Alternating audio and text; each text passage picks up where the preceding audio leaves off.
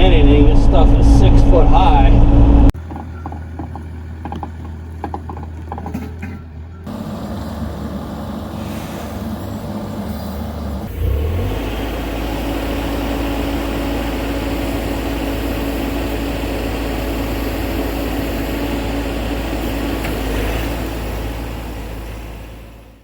So I carried 3 of them, but we're going over this crossing right now. We don't have a choice.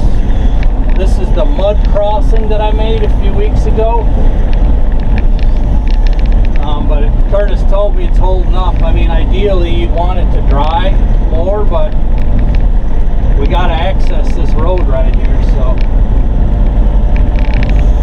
And we've been just getting hammered with rain. I mean, just rain, rain, rain, rain, rain. Look at this trash, another gully washer.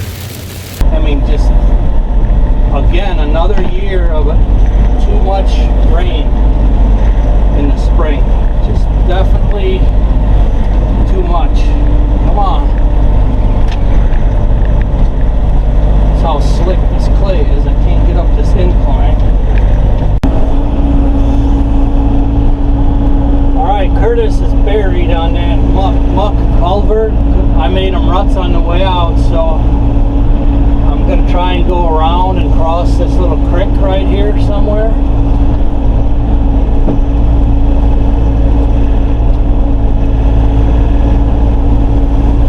And then pull them across. So, as is always the case, hindsight is much more valuable than foresight. So on the way out to this site, I should have made a new path around that mud crossing just to preserve it, but I didn't. And I crossed it and I made 2 big ruts, and now Curtis is stuck in it. So now I have to go around to get to the other side to try to pull him out of the muck. Can't see anything. This stuff is 6 foot high.